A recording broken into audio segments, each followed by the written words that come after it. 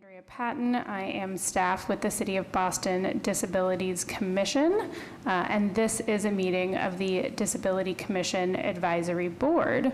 Let me read the open meeting law statement, and then I will kick it to our chair, Olivia.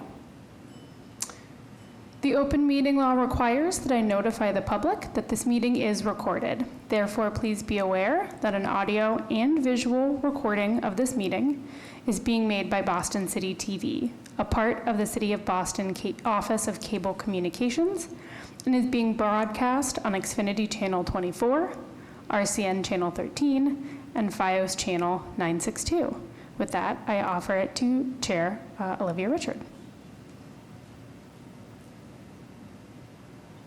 Hello, good evening, folks. I am Olivia Richard, and I come from Brighton. And the meeting is called to order. So we'll start with introductions of the board. So we'll start with Ducia.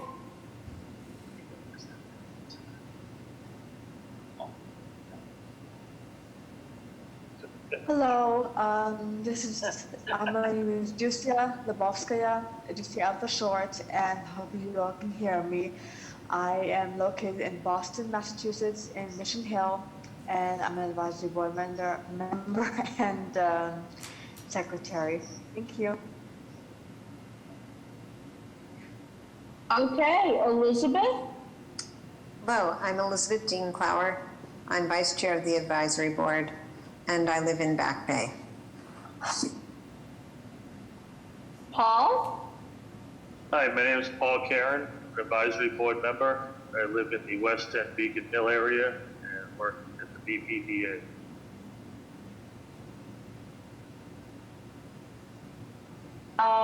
Wesley?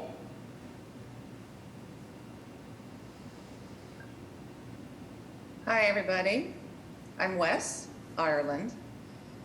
I'm using American Sign Language, so you hear the voice of my interpreter.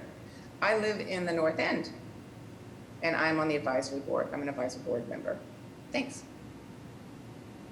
Juan Carlos? Hello, everyone. This is Juan Carlos Ramirez, also advisory board member, and I live in Boston South End. Yardley? Hello everyone, this is Yardley Sanchez. I am an advisory board member and I reside in Dorchester. Okay. That looks like everyone who's here right now. So we will move on to the approval of minutes. Do I hear a motion to approve minutes?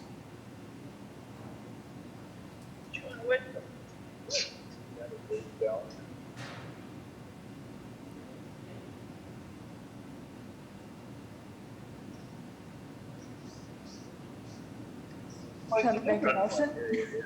Yeah. I make a motion to approve the minutes. Second the motion. Okay, all in favor? Aye. Any opposed? All right, the motion passes. The minutes are approved. Okay, we'll move on to our presentation of the Boston Public Library Copley Master Plan. So go ahead. Good evening, and thank you for inviting us to present. Can I, what do I need to share screen? There we go. And, here we go.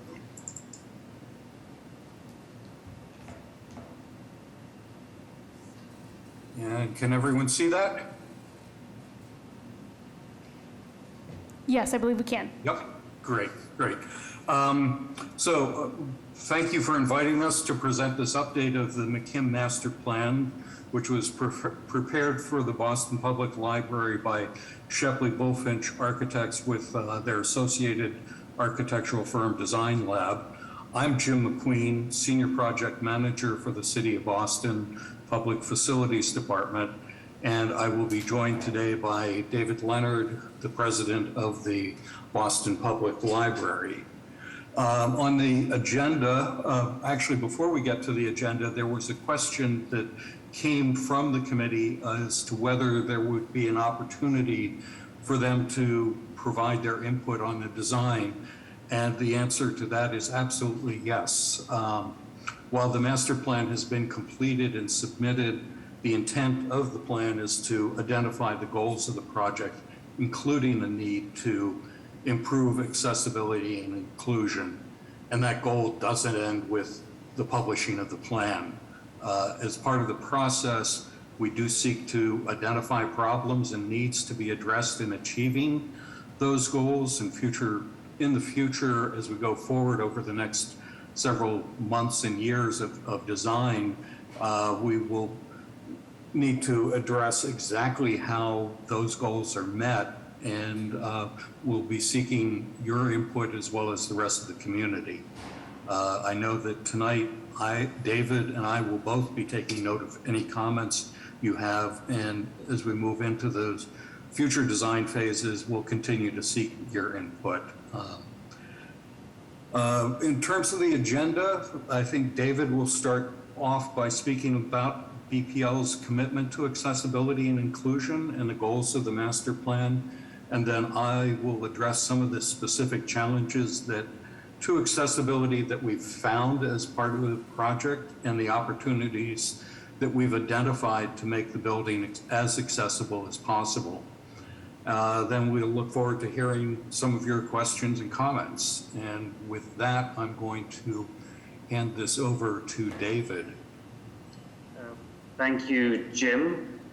Good evening, Commissioner and board members and other members of the public in attendance. I want to give some opening comments, and then we will ask Jim to go into more detail on some of the specific concepts in the master plan itself.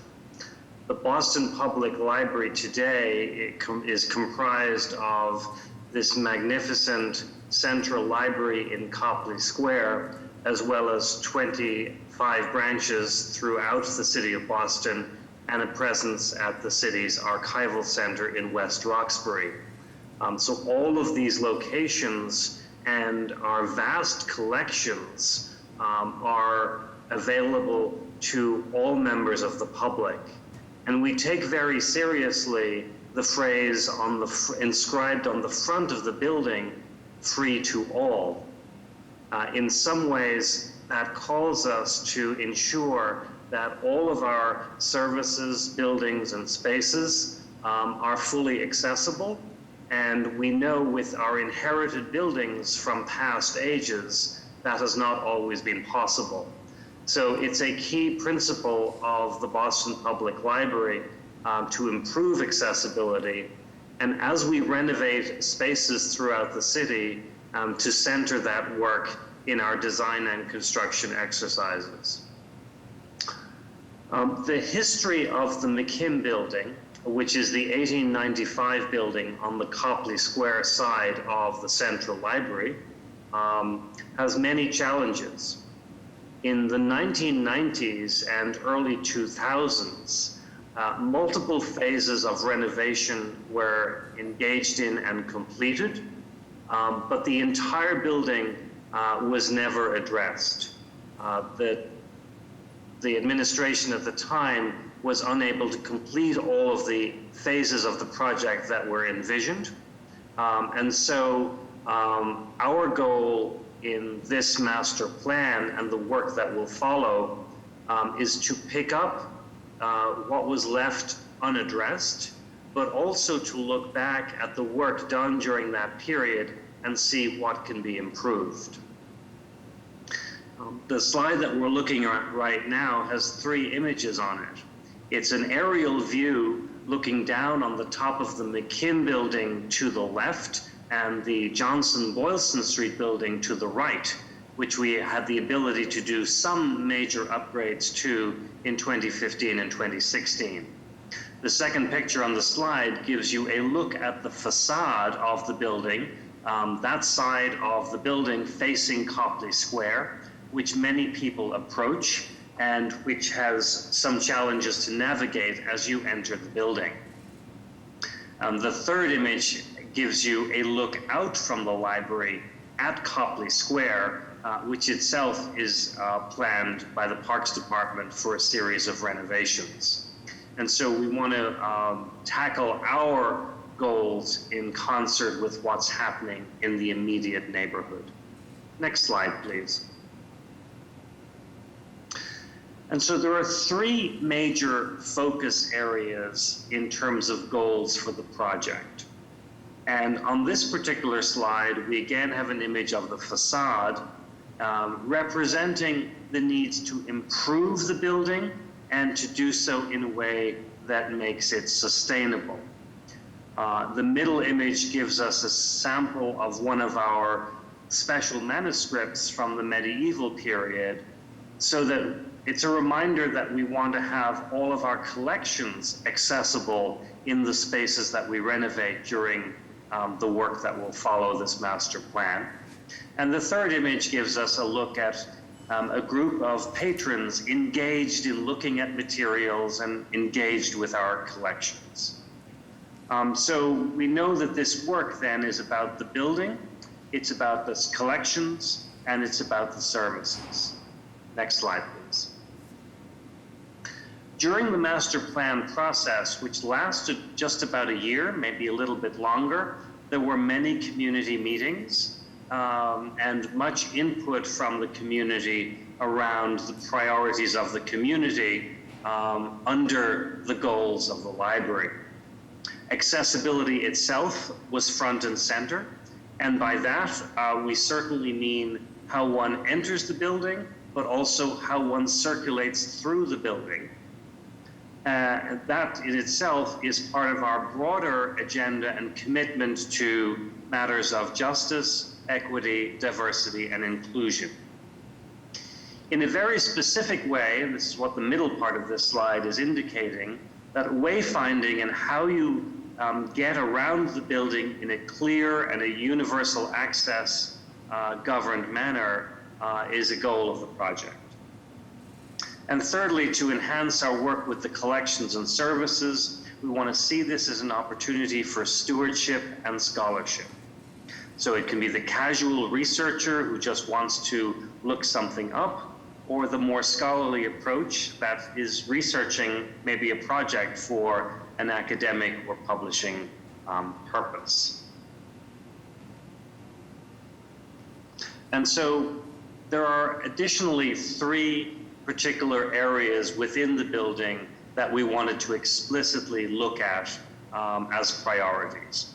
One of those is the third floor of the McKim building.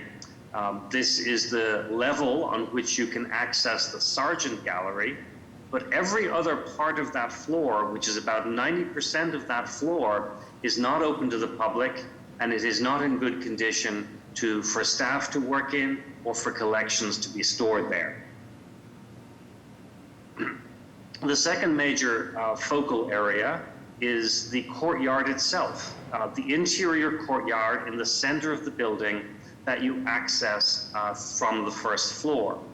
It's also traditionally been a way that patrons move between the Boylston Street building and the McKim building, again with some accessibility challenges of itself.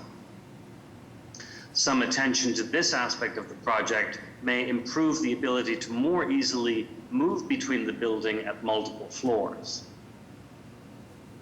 The third relates to the exterior of the building, which you approach from the Copley Square side or the Dartmouth Street road.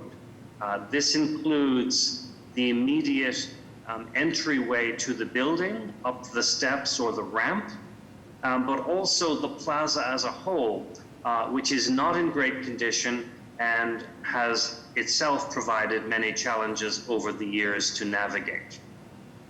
And so Jim, I think, will now take us through some aspects of the plan itself, highlighting the interior areas of the building that are slated for attention, as well as talking about the courtyard and the front entryway and approach to the building. Great. Over to you. Thank you, David. So David started to talk about some of the areas that we want to address, and here we're looking at some of those challenges that need to be addressed in those areas.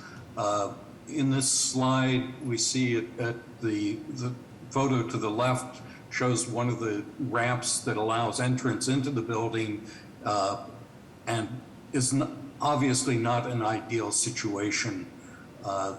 It's one of those things that we do want to be able to address.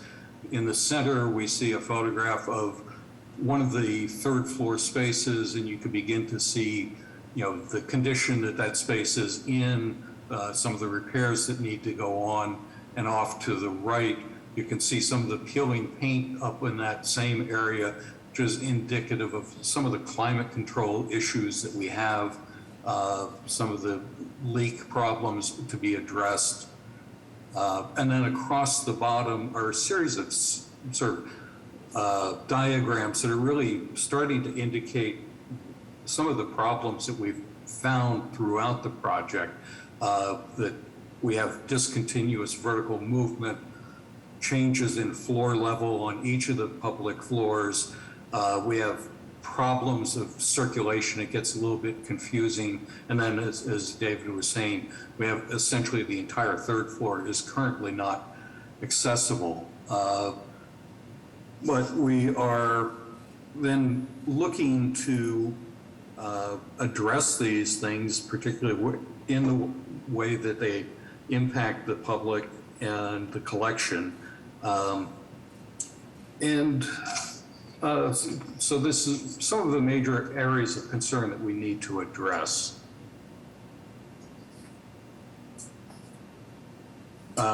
Based on these findings, the team has identified strategies to improve accessibility, a few of which we're going to be looking at in more detail. The improvement, the accessibility and wayfinding inside and outside the building, the entry into the building and circulation within the building, and improve connections to the street in Copley Square, as well as means to improve the public experience. And one of the most important, the photo on the right, improving the general appreciation of the courtyard, which is one of the gems in the city of Boston. This slide on the left shows the proposed connection between Copley Square, Dartmouth Street, and the plaza in front of the building and the building entrance. We're looking here at the experience of entering the building, and in doing so, we coordinated with the Parks Department and their designer, Sasaki, to take a comprehensive approach to the space in front of the library on Dartmouth Street. Preliminary concept was to be able to connect the library entry plaza with Copley Square Plaza into an integrated experience that might allow for events to take place in the street between the two. A few examples of those are seen on the right of the slide, that the farmers market there could extend into the street or onto the library side of the street. We could include outdoor reading spaces, outdoor concerts, additional seating, and spaces to really enjoy the city in front of the library. Additionally, what we are seeing in this picture, the illustration to the left, is how we would begin to reconfigure the entrance into the library, which would include a pair of ramps on either side, one coming from the Green Line station on Boylston Street, the other coming from the direction of the Orange Line station further up Dartmouth Street. These slope walks, which would be at a 1 to 20 slope, would be integrated with the steps and be similar to those currently being constructed at City Hall Plaza. The small photo to the left of this slide shows the existing elevation of the building And to the right, the larger illustration gives you an idea of some of the improvements that are being considered for the entry to the building to make it more welcoming and inviting to the public. We propose to add a pair of groves of trees on either side of the entrance. The slope walks, as we said, that would also be integrated with the benches at the base of the building, and try to create a place that's welcoming to the public, inviting them to sit and enjoy the bustle of the city in front of the library and draw them into the library. Here again, to the right, you see an illustration of the existing condition, the temporary ramp that leads up into the building.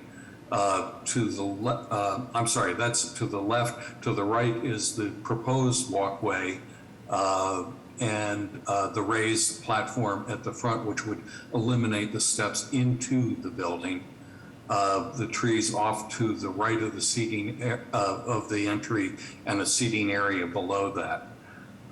Additionally, the existing cracked and crazed paving in front of the building would be replaced, and there would be a minimum of an 8-foot wide concrete path along the front of the entrance, allowing for much freer circulation in front of the building. We're not just focusing on the entrance, the public entrance, but we also want to improve the staff entrance to the side of the building off of Blagden Street. Here we see a partial plan of the first floor and a partial elevation on Blagden Street, where we're proposing to add a ramp to raise the floor of the vestibule and replace the tiny antique elevator inside with a much larger service elevator, which would really facilitate traffic for the staff within the building and their ability to serve the public. It also then becomes a fully accessible staff entrance to the building. Within the building, these diagrams begin to illustrate some of the issues that we mentioned before. Across the top of this slide, you see the different colors of each of the 3 floors, representing the fact that each of those floors has different floor levels, which impede a free access across the building. And the bottom row of diagrams indicate the location of the stairs, the ramps, the elevators. It's basically the existing conditions we need to work with. The photo to the left is a picture of the access from one space,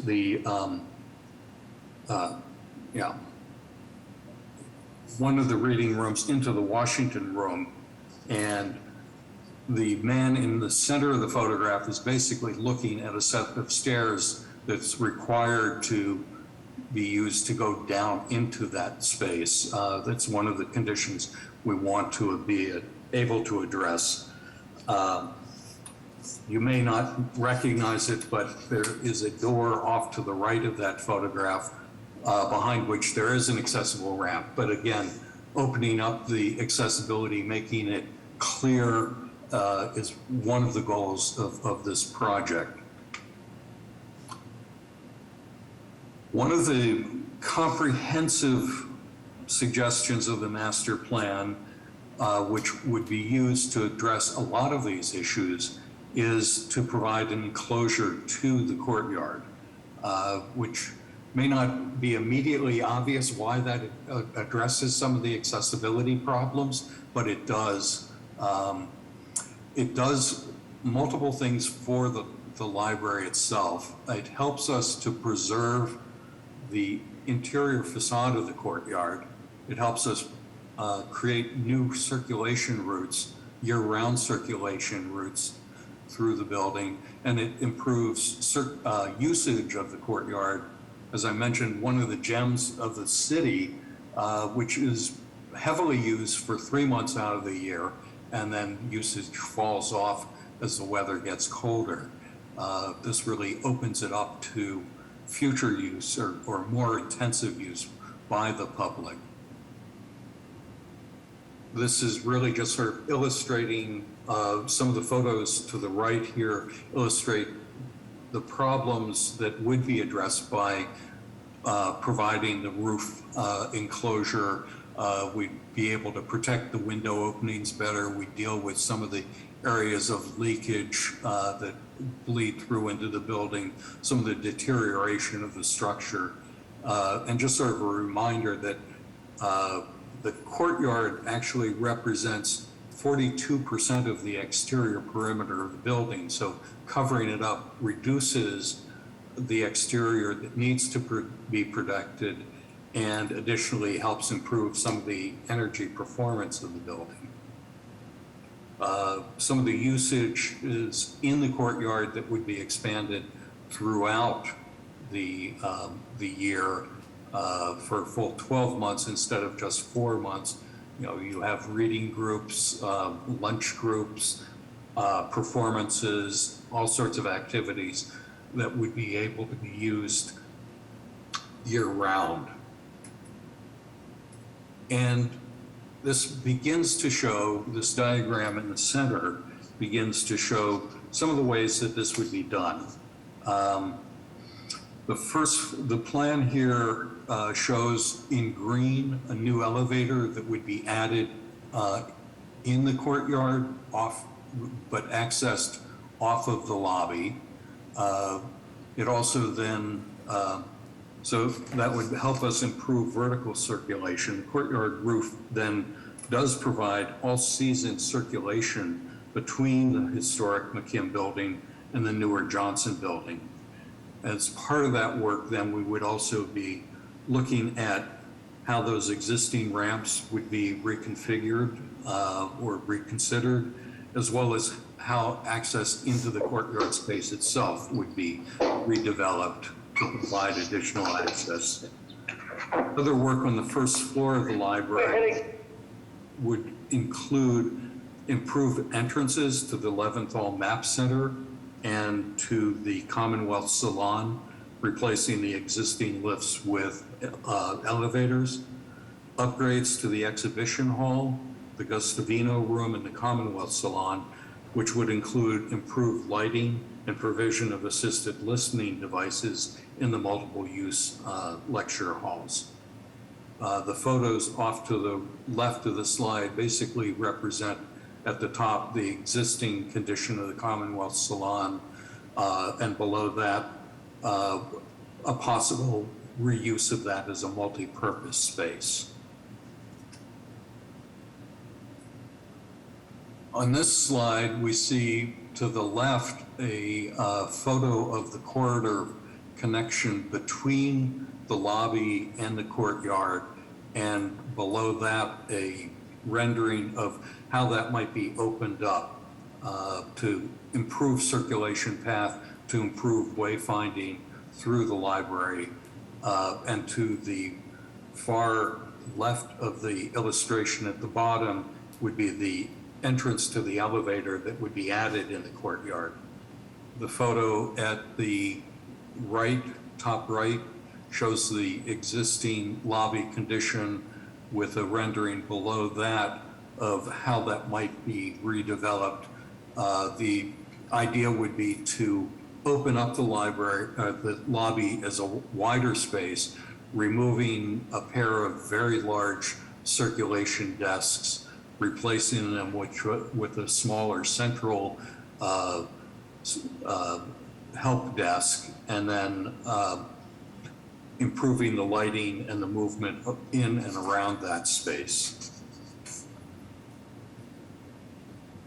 On the second floor, then, we see the three areas of interest that we'd be developing: the Boylston Room, the Elliott Room, and the Washington Room. The connection between the Elliott Room and the Washington Room is the photograph that I was speaking about previously. And that would in part be the need to circulate down those stairs would be eliminated because of the courtyard covering. That would allow us to turn what is currently a balcony space into a all-weather corridor connection from the Boylston Room to the Northwest Corridor, and return the Washington Room to its original use of being a multi-use lecture hall. Again, that's a space that would be developed with new lighting and assisted listening devices as a lecture hall or small performance spaces. You also see in this slide the new elevator connection shown in blue, and new staff elevator sort of to the bottom of the slide, with illustrations of potential development of those spaces off to the sides. The third floor, which as David said was one of our major focuses, would all be opened up. To the center of the plan that you see in the center of the slide is the Chevreuse Room, which is currently only accessible up a 4-foot-high flight of stairs. That would now be connected by an elevator and become a fully accessible space that's not currently accessible at all. The rest of the third floor would be redeveloped with a series of new spaces, collaborative rooms along the top of the plan with new technology to use in those spaces. The other spaces would have new seating areas, a new one-stop reference desk, classrooms, demonstration rooms, as well as accessible toilets. And again, this entire floor, which is not currently open to the public, would become fully accessible throughout. Off to the left, you see some of the possible uses of the lecture room or classrooms, patron seating areas. To the right, illustrations of what the collaborative rooms and the seating and demonstration labs might be look like. So that's pretty much it in a nutshell. I mean, the document itself is, probably 1,000 pages, and we didn't have time to go through everything. But to sum it up, the main points of this was to improve accessibility for all patrons, to preserve a civic, democratic, and architectural masterpiece at one of the premier cultural destinations in the country, to return the closed-off third floor, which represents about a third of the public space of the building, to public service, and to expand and modernize library services. And with that, I will see if David has any concluding comments, and then I think we'll open it up to questions. Thank you, Jim, for reviewing some of the highlights in detail. As you mentioned, I just want to let our group know tonight that the master plan document itself is complete, but we have not yet begun design, and we do not have a timeline for beginning design.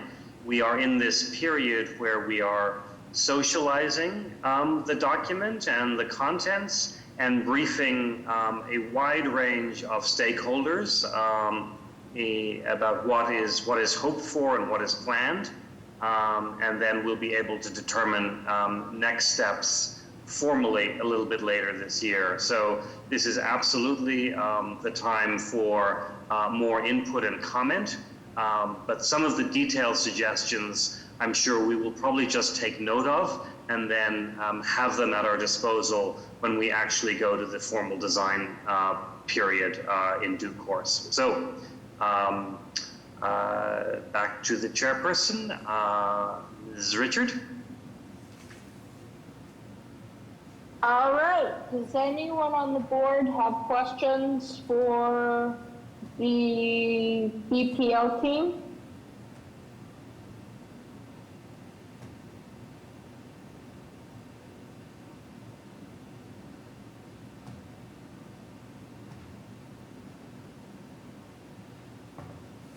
Hi, Jim. This is Kristen McCosh. Would you mind stopping sharing your screen? Sure. Thanks.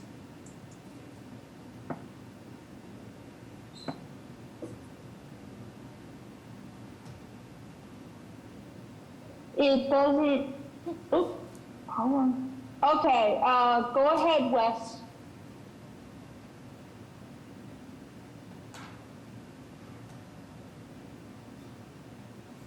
Hi, thank you, David and Jim, for your wonderful presentation. I do have 3 questions. I know that you spent a lot of time talking about the circulation of people moving around. And so I'm wondering also about the air circulation and the HVAC system. I know that the McKinn building is an older building with very high ceilings. So has there been any ideas about the renovation of the HVAC system and the airflow within the building? Absolutely. A very good question.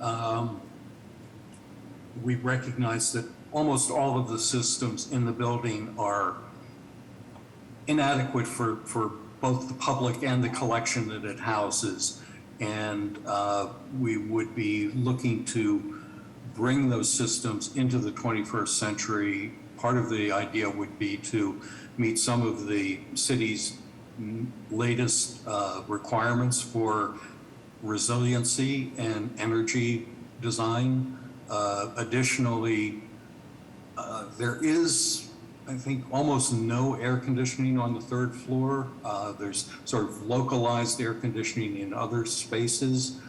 That has impact on both the public and the collection, in that we'd want to improve humidity and temperature control, basically for both the public and the collection. So that will be a major aspect of the work going forward. Okay, great, thank you. I have 2 more questions then. You mentioned that there'd be a new ramp on the front of the building on the Dartmouth Street side. Do you know what kind of ramp you're targeting to put in that area? Will it be a cement ramp or some form of other material? Have you made a decision on that? No, we haven't made a decision on that. And it's something that we will need to work with both the Disabilities Commission as well as Landmarks and the Mass Historic to come up with a solution that works for all groups. Some of our design ideas will be constrained by the need to meet the competing needs of those different groups. But we definitely will want to get the input of the Disabilities Commission as we go forward in that to provide an appropriate surface. Okay. I would just add before your 3rd question, if I can, that it's very important that the new ramp work aesthetically as well as functionally. It should feel like a seamless part of the building as you approach it, whereas today we have this temporary metal ramp that is just sitting on top, 2 of them actually, sitting on top of the stonework. And while it might work functionally, that's about all it does. And so I think under principles of universal accessibility, it's very important that the new ramp or ramps be integrated into the experience of the building itself.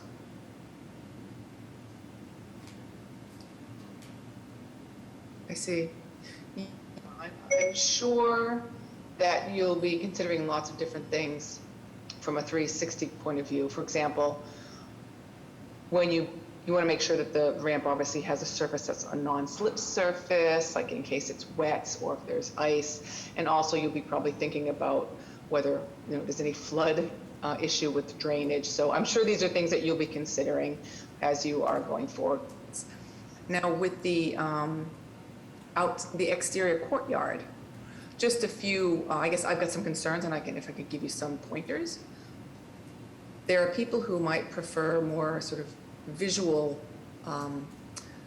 sight lines. So just be cognizant of the fact that if you place trees or columns or a variety of things in the way, that's going to block people's visual view, as well as the lighting and glare from, say, the sun or from other lights. So people who have these kinds of sensitivities are something to consider as you're moving to that design phase. So yeah, these are just a few things I wanted to put out there for you to consider thinking about that might not be on your list. Great. Elizabeth? Yes, can you hear me? Yes. Thank you. Thank you for the presentation and certainly envisioning the ways to improve upon the experience at the Boston Public Library in multiple ways will enhance that experience for everyone.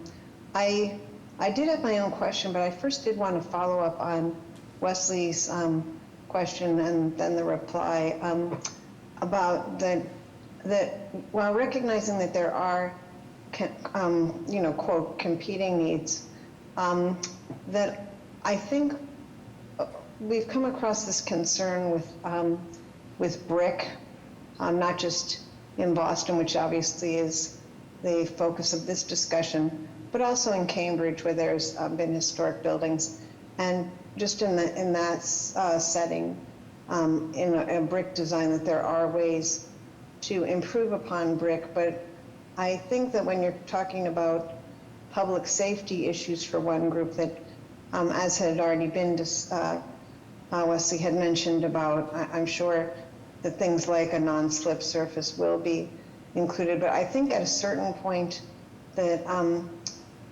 that there are ways to achieve both goals or multiple goals. But I think as a relative prioritization, if you're talking about the safety or extreme discomfort for one group, that just as the library and everywhere else, buildings that could never have envisioned having computers there, which require some kind of discrete, yes, there's wireless, but other kinds of changes that wouldn't have been envisioned. That is of a higher concern. And with that in mind, I don't know I know this is several steps ahead, but when it does get time to actually break ground and make these changes, is there some sense for how long that process might take, or what would be the interim arrangement for ramping? Obviously this is still in the early vision stage, but I guess it's more of a comment to say there needs to still be accessible entry into the building. So that was what I had first wanted to follow up on. My own question, I think, would be excellent with the roof, with the courtyard and having access all year round. I was wondering what kind of roof, or with Boston weather, and how best to, when the current situation has leaks in it, when it even is in use, how that will be integrated into the experience and making this workable. And then I do have one last question after that, but I'll ask that one first. What kind of roofing or other materials, courtyard related, will be used that where accessibility has been factored in? I think I'll take this first, and then Jim can give us some more specifics. I think on your question about the interim conditions of accessibility, we have temporary ongoing approval to keep the existing ramp in place. although the particular ramp probably will need to be replaced with something similar. So we will intend to maintain the existing levels of accessibility until the project itself moves forward. And with respect to the plaza on the Dartmouth Street, that surface today is pretty much all large pavers. And so I think we would not want to take a step back towards brickwork when we get to choosing materials and safety measures and so forth. So, but thank you for the reminder on that front. It was just, that's all it was I know Yeah. that that's, but equally there could be surfaces that even if it's not snow, that I would imagine even some, that once you're talking about a slope, even if it's a gradual slope, Yeah. you know, just make sure that that. Yeah, and whichever architectural team works with us on this, they will have accessibility experts, which Jim and I are not, but we have, having worked together on a few projects, have become somewhat more knowledgeable than we were at the start. But we will have expertise to guide us on that front. Jim, the only thing I think we've said for the roof is that, or the potential roof, is that it would be transparent so we could maintain the same feel of the courtyard as it is today, even if it's enclosed. But I'm not sure that we've gotten thoughts beyond that. No, I think a couple of points that we would want to make with regard to it is that a lot of people love being outdoors, and we've always wanted to be able to take advantage of the shoulder seasons, the pleasant wet weather of September and October or May. And so while it would not be a operable roof like a sports stadium, which would be fully retractable, but we would want to have maybe operable portions of the roof so that when the weather is good, we'd be able to open it up and allow people to enjoy fresh air and the outdoors within that space. But as David said, we really are thinking of it as a transparent roof, a glass roof, something that might be akin to what you see at the Gardner Museum or, you know, some of the other sort of classic courtyard spaces that have been covered up with glass. I'm gonna throw in here, we're running a little bit on time, so Okay. I well, wanna, Sure, if there are other people, then why don't we see then about other people, their questions? I actually wanted to move along to the next presentation. I apologize. But you said, just to go then ask them, you said there will be other opportunities for, I mean, that you'll be meeting with different groups and constituencies, but there will be public or there'll be ongoing ways to know about progress. Oh, yes, and anything we didn't get to hear directly tonight can be forwarded through the Disabilities Commission staff or directly to the library. We'll be happy to take additional comments even before there are future public meetings. So thank you all for your attention tonight. Hi, it's Kristen McCosh. Before you jump off, Olivia, can you just see if any members of the public have questions while David and Jim are still on?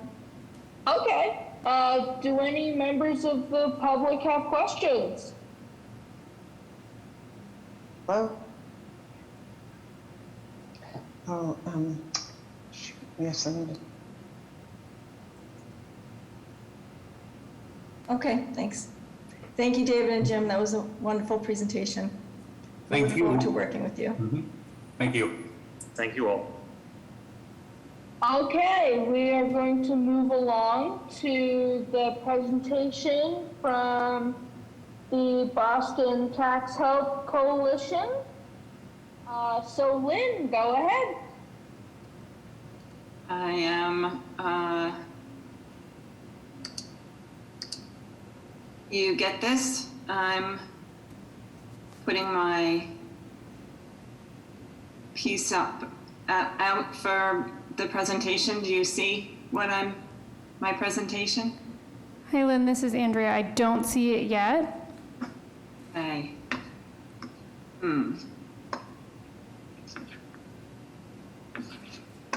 Okay. Maybe.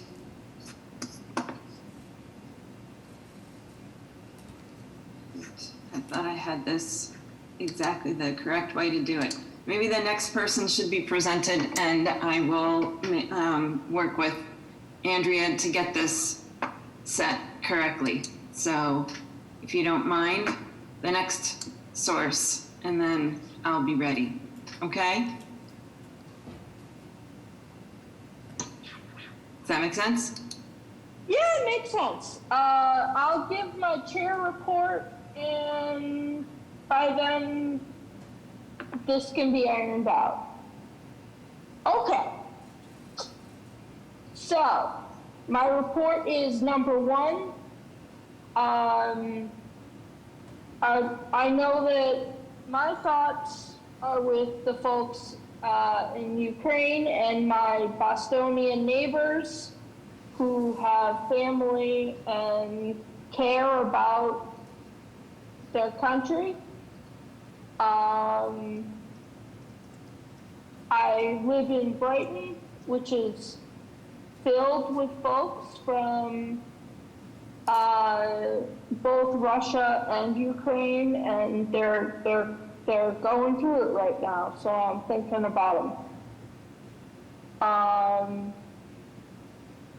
Number 2 is it's census season. So when you get your census in the mail, you can fill it out on paper, or you can go to boston.gov/elections and fill it out online. And if you fill it out online, I encourage you to fill out the language and disability survey, which is further down on the website page.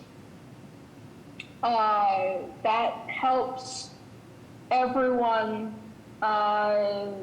learn more about the layout of the folks of our city. Also, remember that you have to fill out the census if you are an active voter.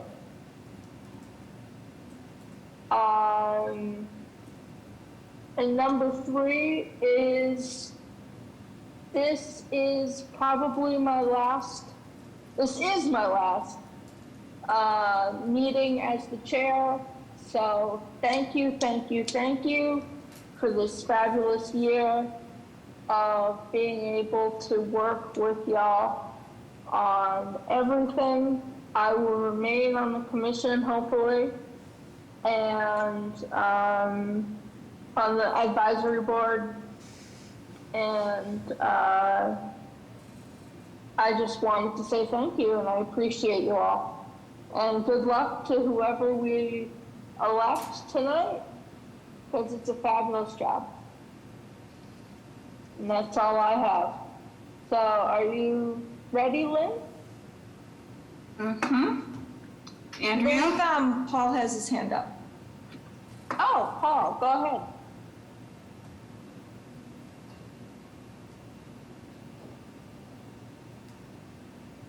You may be on mute, Paul.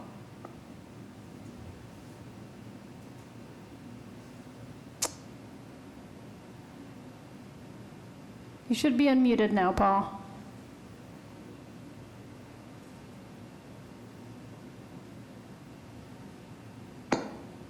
Hello? There we Can go. you hear Now me? I can hear you. I just wanted to say thank you to Olivia for the great job she's done all year. You're welcome. This is a new phone, so I'm having a little trouble with it.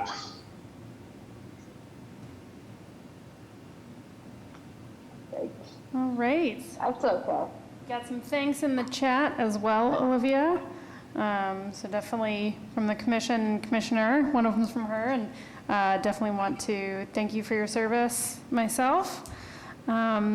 And there'll be more things coming in, I'm sure, but I'll go ahead and start sharing screen for Lynn. There you go. Thank you. As you can see, this is the Boston Tax Help Coalition. We're in the midst of the tax season, and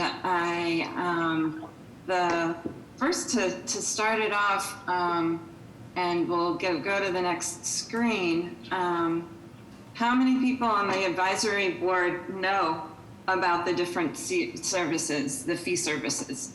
You don't have to raise your hands or anything, but just a quickie about just giving you the idea that there are the different tax preparation refunds and credits, whether you work or not. There's the stimulus, the earned income tax credit.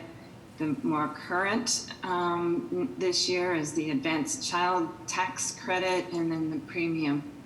Right now, there's a must file to receive the credits. Okay, the next page, please.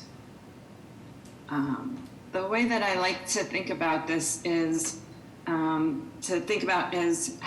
do you get your annual income? Are you someone who works and pays your federal and state taxes so that you are aware and annually do file your taxes, receive the earned income or the tax form? That's someone who really traditionally can just follow all of the processes without questions. Otherwise, are you someone, as I am, and I am happy to admit that I received the SSDI or SSI, and you don't file taxes, you haven't filed, and I haven't for the past 2 years. And I realize now, though, because I didn't receive the one of the 3 different sources, the 600 December, I now need to file my taxes. And it's a challenge because I went from being a very economic independent individual and being able to do this to now, what do I do to get what I deserve? And it's filing taxes, and it's through the process. Go to the next one, please. The other big credit program is the advanced child credit. Do you have children? Have you received the money, your tax credit payment in the past? This year, the tax credit payment, it's called the advanced, and you should have received 50% of the total amount. And you would have received it on a monthly basis, July 2021 through December. And then to receive the remaining 50%, you must file your tax return. If you didn't receive any of it, then you file and you'll receive full amount. This is a circumstance that whether you have filed in the past or not, you can file now and you will receive the full tax credit, the full advanced child credit. It's a new program that's that takes a lot of learning and awareness through families of lower income who haven't filed. Next, please. I am working for the Disability Working Group. I'm the Disability Ambassador, which is a division of the Boston Tax Help Coalition. And it was formed in 2005 to provide the disability community access and voices to their taxes and asset building so that people can be made aware of what's out there, and for us to have the opportunity from you, if you go to the next one, please, to work with us.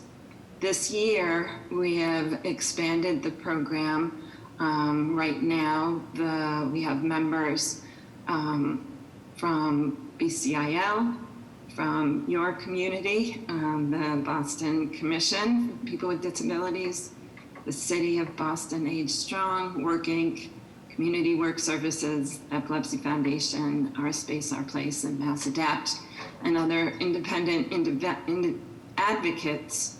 And our focus right now is for the visually impaired. We have, in the past, this disability working group specifically has created a program with the ASL and Deaf Inc., and that's very active. And this year's new goal is to focus on current issues for the visually impaired, for them to be able to improve and access their tax options. Next, please. And as you are familiar, the tax program, Back to Basics, is another excellent, what we're seeking the disability working group members to get out there and help what is available to their community. Because right now, as everybody is aware that the COVID requires different tax preparation programs with the different meetings, the virtual, the drop-offs, for preparation to actually occur. There still are the sites all over the city of Boston, Cambridge, Chelsea, and Fall River, but they all have different sources of activity that you would pursue in fulfilling and getting your taxes fulfilled. Next, please. As very required at the majority of the locations, scheduling is required, and the BostonTaxHelp.org is where you can go learn about the tax sites, the virtual tax preparations, and as you'll see, there are two free tax services flyers that are available in English, Spanish, Haitian Creole, Cape Verdean Creole, Portuguese, Chinese, Vietnamese, and Somalia. And what is being added to this list is definitely a screen read accessible document that makes things more easily accessible for individuals with disability issues. And that is in the process right now being put into the website at the Boston Tax Help website. Next. Further, thank you for learning about this. Let me know if you have questions. If you want to be a part of the disability working group, it would be wonderful to get your awareness information, especially location, that we're looking for this information is for the Tax Coalition to get, for people to be followed through with their taxes, because right now, in order to get any of this, you've got to be filing the taxes. Ultimately, that's the final message that I have is whether you've filed taxes in the past, you want to do it now because you will have likely access to things. Questions? Anybody got any questions? Jerry, go ahead. Yeah, Jerry, I saw your hand.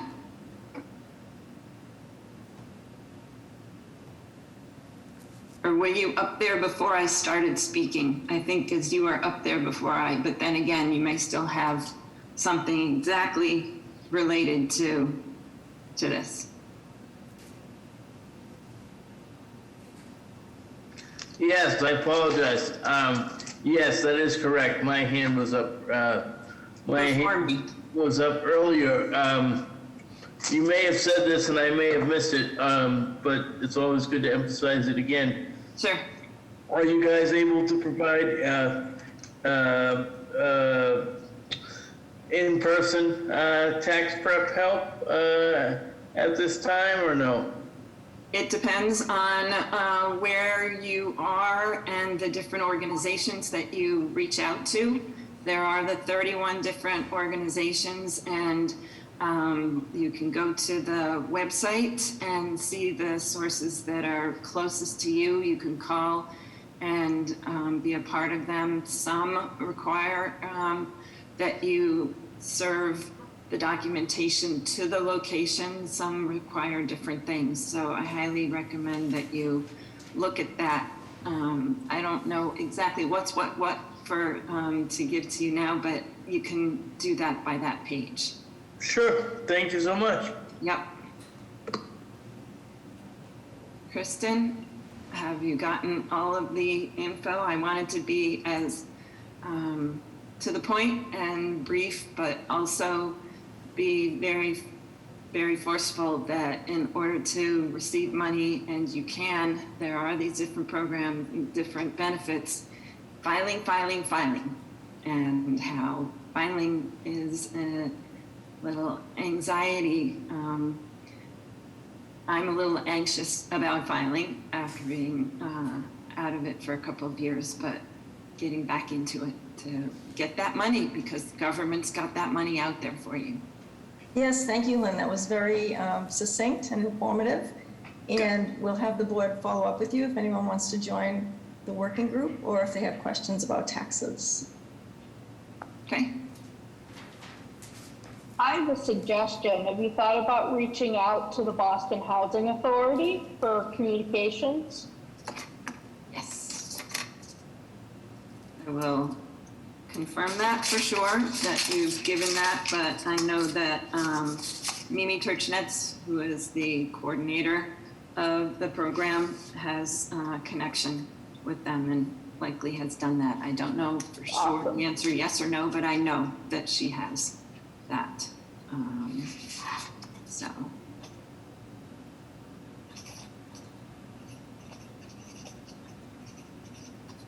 PHA.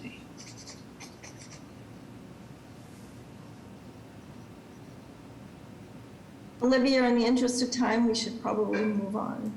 I agree. All right. I wanted to be brief. I wanted to be good and quick, so I'm off.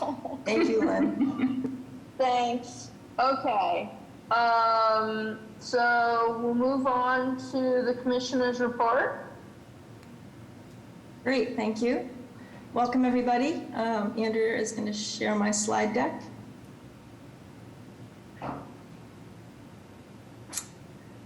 So,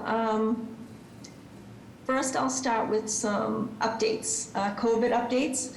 As you all are probably aware, the indoor mask mandate has been lifted in the city of Boston.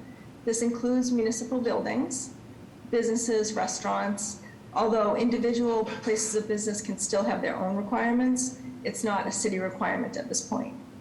However, masks are still required in the Boston Public Library branches and BCYF buildings. And they're recommended, obviously, for people who are at higher risk of severe illness with COVID. And they're still required on the T and other transportation hubs like airports and bus terminals and things like that. So then we have some updates on outdoor dining. Mayor Wu has extended the outdoor dining pilot program for a third year, so it will go through December 31st, 2022. The city was granted a continuation of our existing AAB variance, which allows restaurants to continue to use the portable ramps this year. 2022, however, will be a transitional year. We will increase accessibility compliance requirements and enforcement. The city is looking at hiring people to do specific enforcement in addition to the staff that we already have who works on that. And we've been doing a series of webinars with businesses to let them know about the different requirements from the building department, the fire department, inspectional services, and also accessibility requirements. So we're messaging the ramps, the compliant sidewalk, path of travel, service animals, service dogs, and things like best practices for, we're also emphasizing accessible tables because we saw complaints about that last year. A lot of high tops and picnic tables with built-in benches. So we're emphasizing that. And then best practices around policies of reservations and information online and things like that. So we're also concurrently working on a revamped permanent program, which will be established for 2023. So this will be a more thorough look at all the requirements for outdoor dining, because we know that it was established quickly in 2020 when COVID struck. So things were kind of haphazard in the first year. We learned a lot over the last 2 years. So now we're working closely with the other departments to look at what worked, what didn't work, and what we need to do to create a permanent program. So we'll be working hard on that over the next few months, and it will be launched in the next calendar year. So stay tuned. And next slide.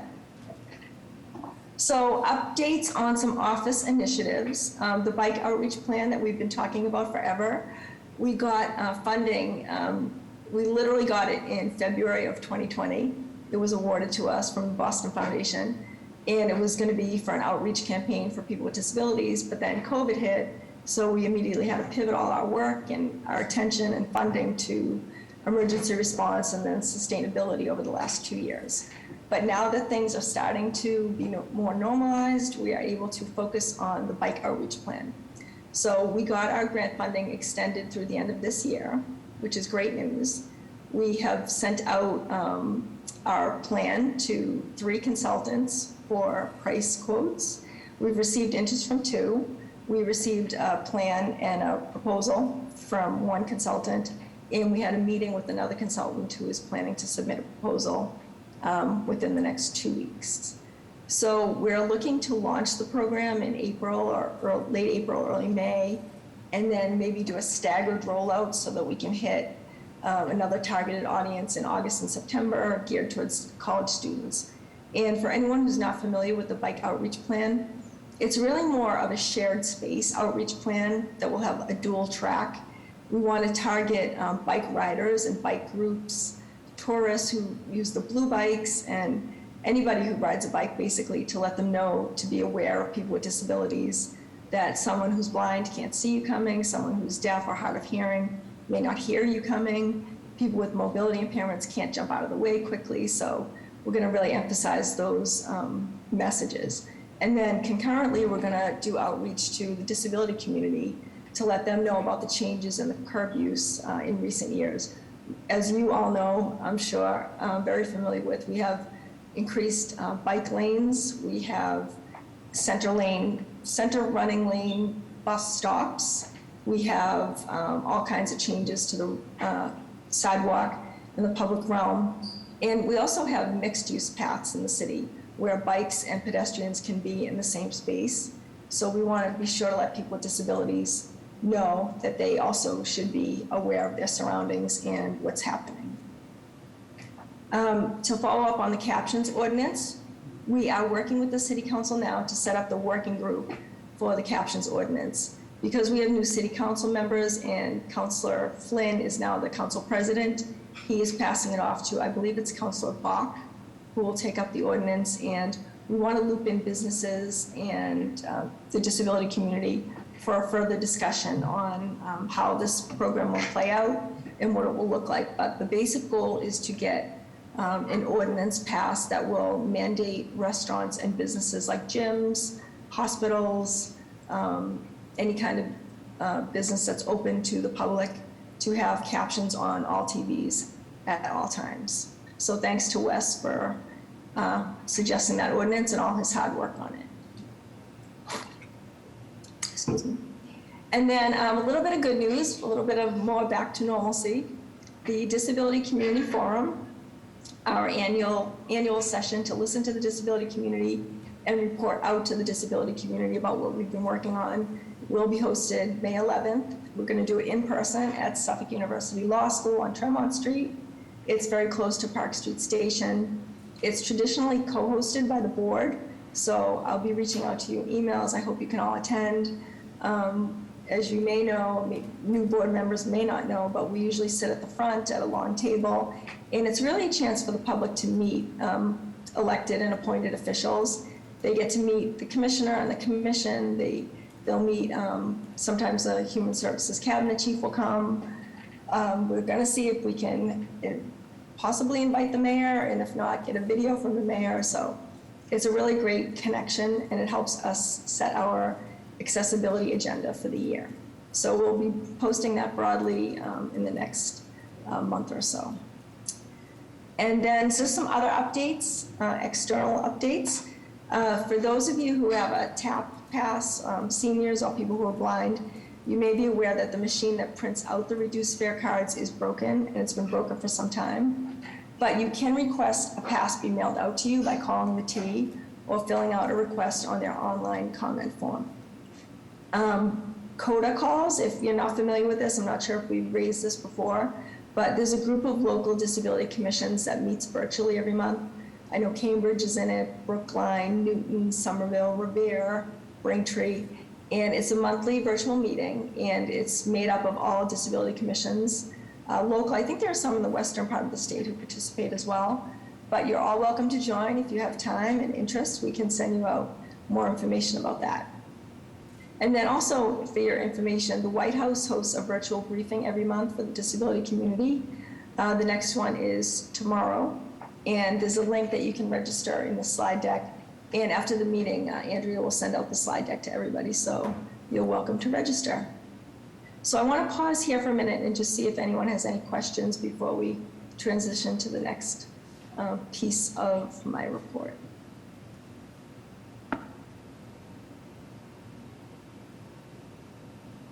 Anybody got any questions for the commissioner?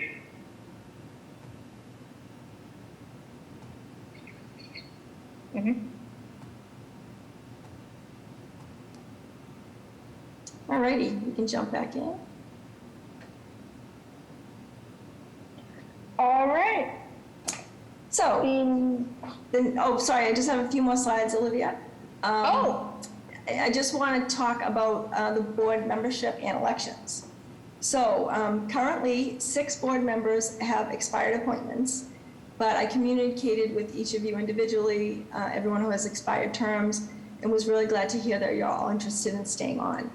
As you know, it's a mayoral appointment, so everything has to go through the mayor, and if she doesn't reappoint everybody, it's not a reflection on you. It might just be a case where she has other people she wants to cycle in. Some people have been on the board for a long time.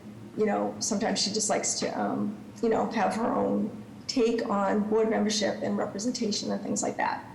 But until that time that you do step down or are reappointed, you remain full voting members of the board. So great work on attending these meetings, everybody. We are really glad that you're our board members. On that note, the State Inspector General in February released the 2022 guide for members of public boards and commissions. You all know that you have to take the annual ethics and conflict of interest training, so you should get that done sooner rather than later. And we also have 2 open board seats. We're looking for recommendations. We're doing outreach to, we'd like to get a parent of a Boston Public School student, and we'd like to also get a college student on the board. So those nominations are, we have a form online, and Andrea can send out that link. We can add it to the slide deck, and we look forward to getting applications, so please spread the word broadly. As you know, you're our eyes and ears and feet on the ground and wheels on the ground in the neighborhoods, so we really rely on you to bring us issues of concern, but also to spread the information that we give. So please spread this widely once we send you the link. And then the next section is board elections. Do we want to pause, or do you want to have any conversation before that? Olivia? I think we should plow on. Great. There is one question from a member of the public about who do you contact if you want to apply for a board seat? So you can email disability@boston.gov, and we'll put that in the chat. Super easy to remember, disability@boston.gov. And when you email us, we can send you out the link to the form. And it's really a simple form. It's just basically, telling us about yourself, what your interest is, and any self-identification that you want to share about a disability or any other aspect of your life. We're always interested in getting to know people and looking for people to serve on the board. So thanks, Tara. Nice to see you, by the way. Okay, so we can move forward with elections. I am going to nominate the following board members for positions. And for chair, I would like to nominate Wesley Ireland. So Wes, I would like to ask if you accept this nomination.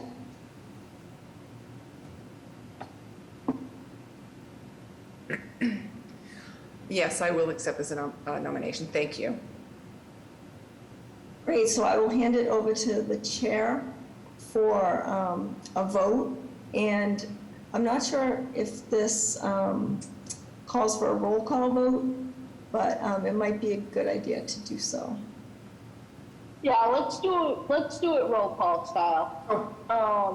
Makes life easier for everyone. Typically, you ask if there are any other nominations from the floor first. Great, thank you, Carl. Good point. Are there Okay. any other Olivia, maybe that's your role. Are there any other nominations from the floor? And it's typically done 3 times. Great, we'll do it for each Okay. position. No, you typically ask, are there any nominations from the floor 3 times before we then answer that. Are there any other nominations from the floor?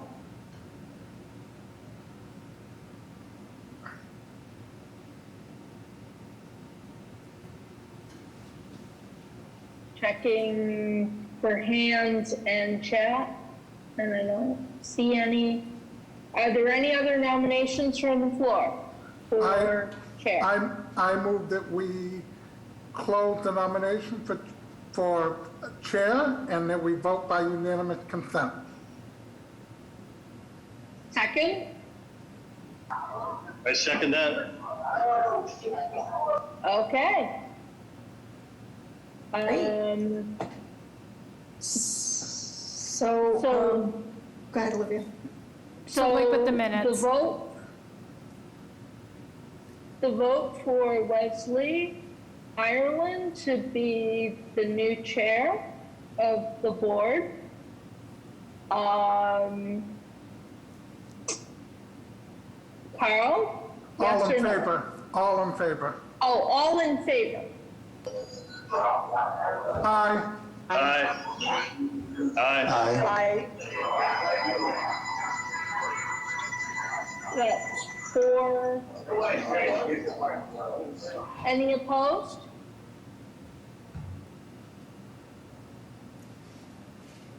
Motion Okay. carried. The motion carried.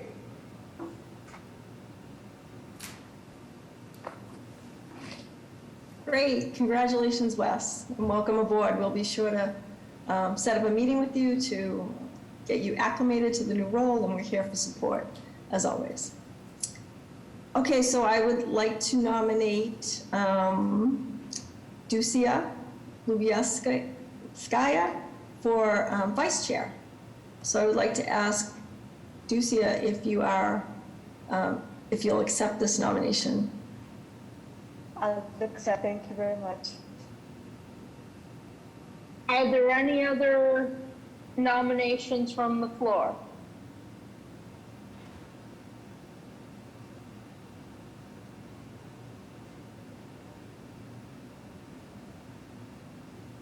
Okay. Are there any other nominations from the floor?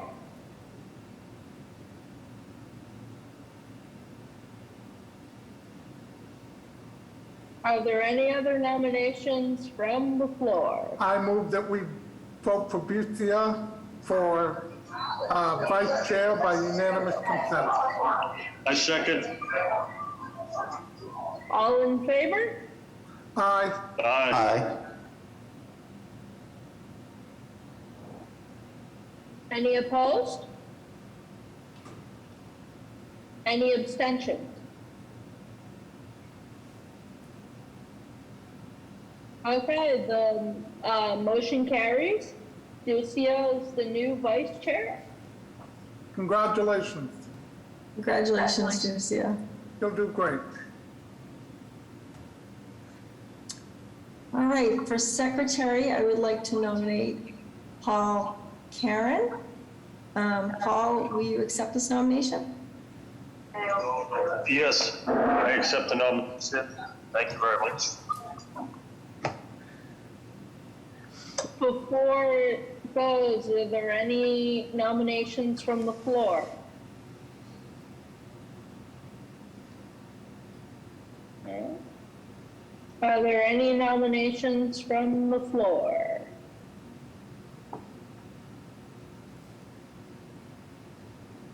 No. Are there any nominations from the floor? I move that we close nominations and vote for Paul Coran by unanimous consent for secretary. Okay, all in favor?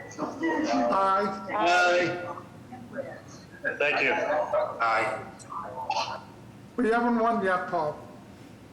Any opposed?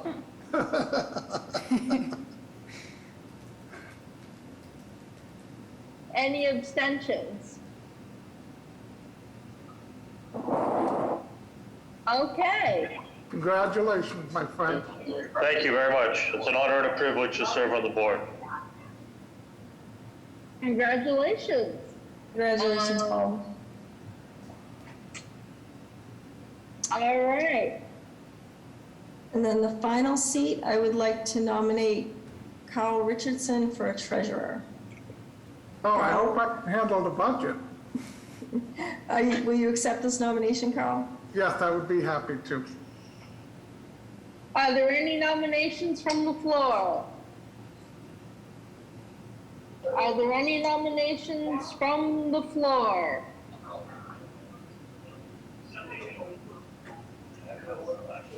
Are there any nominations from the floor? Someone needs to make a motion to close. I make a motion to close. I second the nomination for Carl Richardson. Okay. All in favor? Aye. Aye. Aye.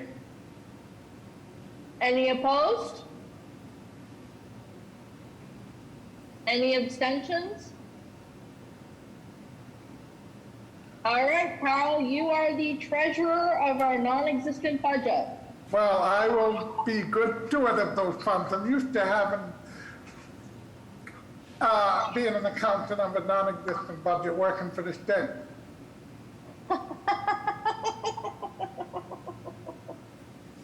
All right, congratulations all. This is Jerry. I also, I missed the beginning part of the elections due to a little technical glitch. I wanted to personally, congratulate everyone. I know, I think this is a fantastic group of officers, and I know that the advisory board will be in good stead for the next year. Until we hold elections again, and really, it's my honor to serve on the board with everyone. I think we all do a great job for residents and constituents, with disabilities in the city. So I'm really honored to work with you all. So. Oh, thank you. All right. So we've done elections, and let's move on to the architectural access update. Are we having one this month? No, we won't be having one this month. We'll circle back next month. Okay, cool. Announcements, anybody got any announcements they want to make?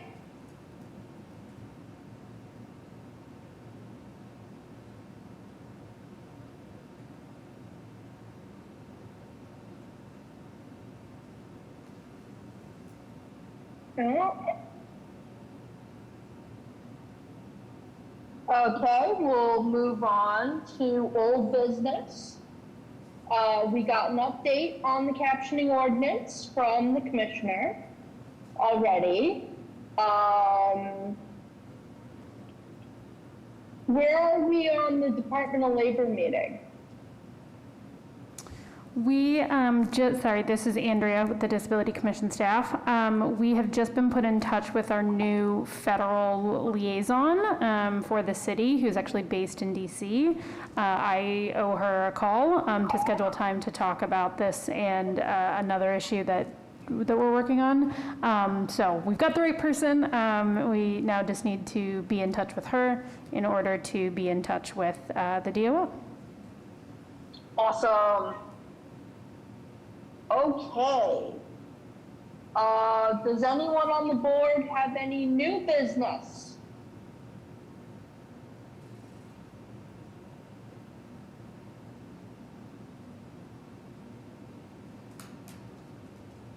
Okay, hearing none, it's time for public input.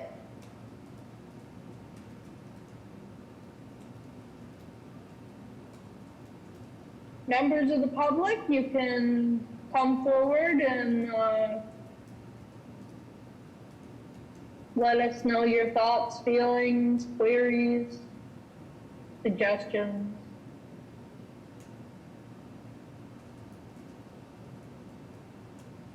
Olivia, Yes, do I get to make my motion?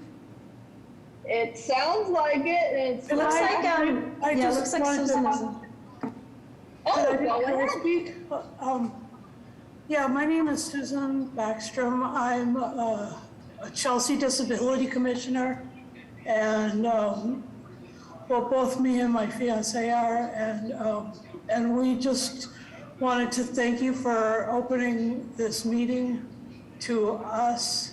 We are really grateful, and we're encouraged that you guys are doing so much good stuff. And I recently got hired by the Boston Center for Independent Living, so even if I'm a Chelsea Disability Commissioner, because that's where I live, I'm now working in Boston. So yeah. Anyway, I just wanted to say hello and greet you and thank you for opening the meeting to me. Have a great one. Oh, of course. It's glad to meet you. Does anybody else have anything? Sounds like Carl gets to make his favorite motion. Oh, it is. I make a motion to adjourn. I will second that. This is Jerry. All in favor? Aye. Aye. Aye. All right, we will see you next month with Wes at the chair on April 13th, 2022. Thanks, everybody. Stay safe, everyone. Stay safe. Stay safe, everyone.